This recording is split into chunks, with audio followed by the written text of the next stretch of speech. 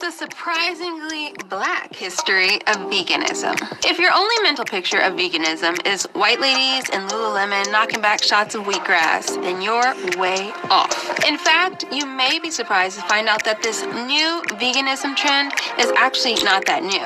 And it's not all that white either. In fact, veganism can be traced back over 2,000 years to the ancient cultures in India, the Mediterranean basin, and, drumroll please, Africa.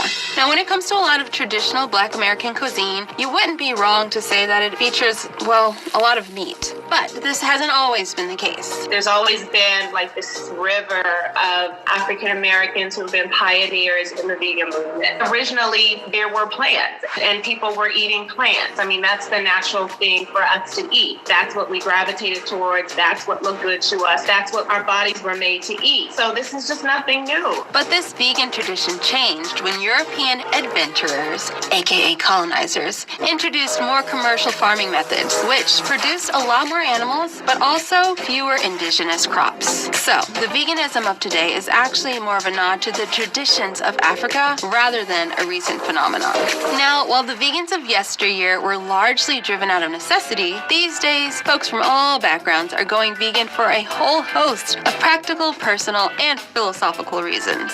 And thanks to Google, there's a whole smorgasbord of information to back these reasons up. Like the study from the American Society of Animal Science that calls out how bad livestock production is for the planet. Turns out that 2.8 gigatons of toxic gas from cow boo-boo isn't all that great for the environment. Or the recent study from the American Heart Association that details the benefits of a plant-based diet. But if you still think that veganism is more for Becky than for B, here's another study for you. It's been reported that Black people are more than twice as likely to be vegan than the average U.S. citizen. Guess the proverbial cookout is about to get a whole lot greener. I never, ever thought that I would be a vegan. My sophomore year, Dick Gregory came to campus and they talked about the plate of Black America and how unhealthily most folks eat and why we should become vegetarian. That talk literally rocked my entire world. Within a year, I was a vegetarian, and within a year and a half, I went vegan. I started out as an anti-racist activist, and it wasn't until I started reading some more like animal rights scholarship that I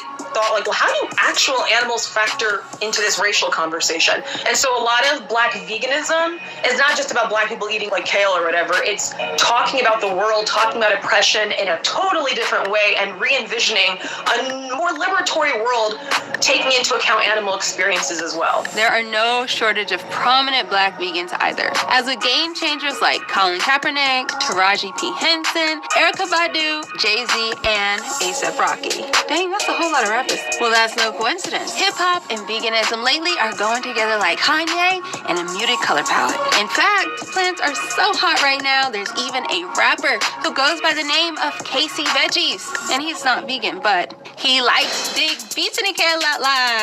Okay, that was bad. And there you have it, folks. Veganism is for everyone. Thank you so much for watching. If you like what you saw, go ahead and give this video a thumbs up. And for more from Attention, click that subscribe button.